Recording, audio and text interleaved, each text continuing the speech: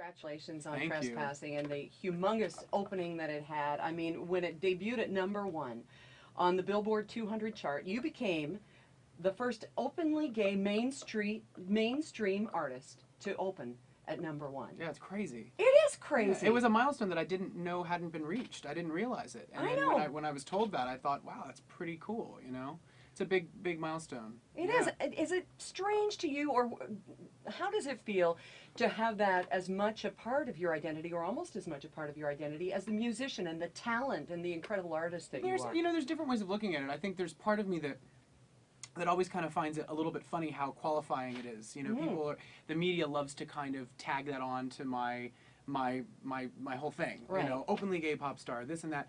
I don't think about it. Right. I mean, you know, I'm pretty comfortable with my identity, and I dealt with all that stuff as a teenager, and then, you know, moved out of the house and had a very supportive family, and there I was, and never really thought back about it. And then when I became famous with American Idol, that was the first time I really had to even talk about it in such a, you know, objectified kind of way.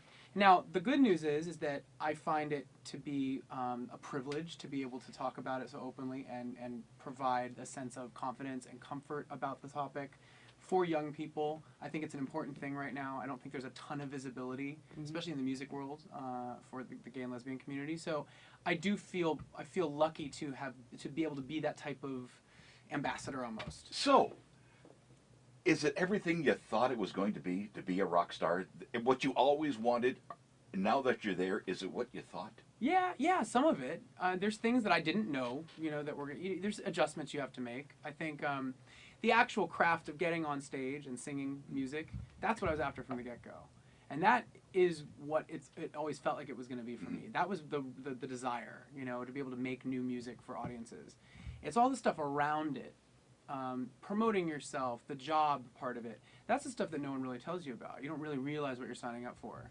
And you have to love what you do in order to, like, you know, have the energy to do that all the time. You've also said that touring has broadened your knowledge of your fans, and and that's reflected in this album, Trespassing.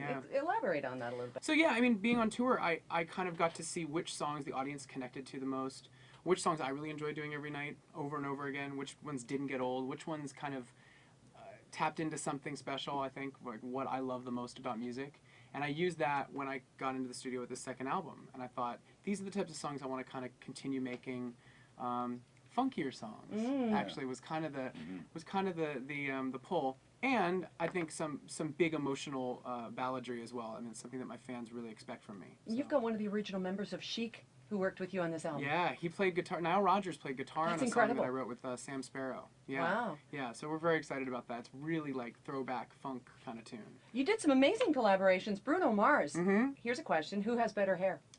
Bruno's hair is amazing. Yeah, I don't know. But yours is good, though. I don't know. His hair is pretty good. Pretty good. He's the coolest guy. Isn't he? Yeah, and I respect him so much as a singer and as a songwriter.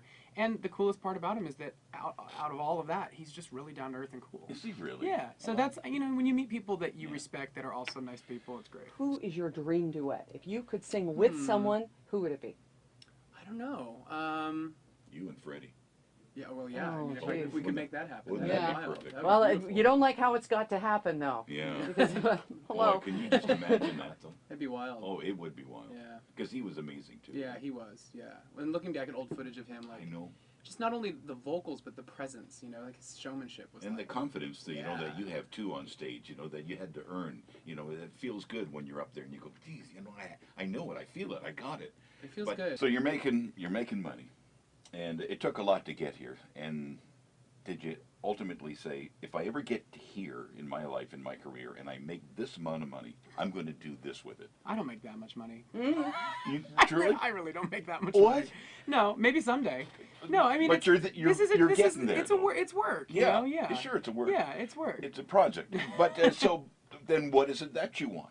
What's the one thing that you really Security is lovely. You know, security is a great thing. I think that's one of the reasons why I auditioned for American Idol is I'd been performing my whole life. I've been doing a lot of theater. And, you know, it was paying the bills, but it certainly wasn't saving me bundles of money. I was just getting by. And I really wanted to start making my own music and become an artist. And I just thought I need to do something to kick my financial situation into high gear here because I'm, you know, at the time I was turning 27.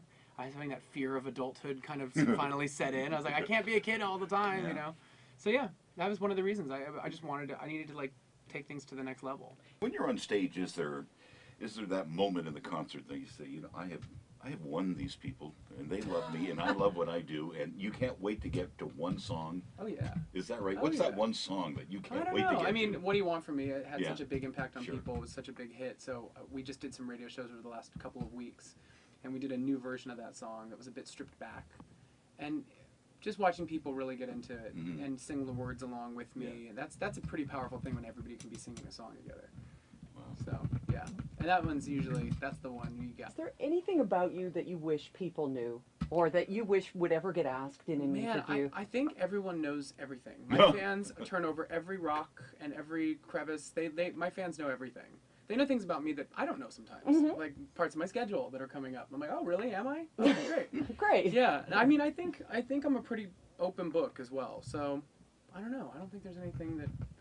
Yeah, it's all out on the table. Where do you see yourself in 10, 20 years? Have you mapped out your life, or is it just too grand an adventure to even plan that far ahead? I don't know. I just hope that I'm creating. I've always been a creative person since I was a kid.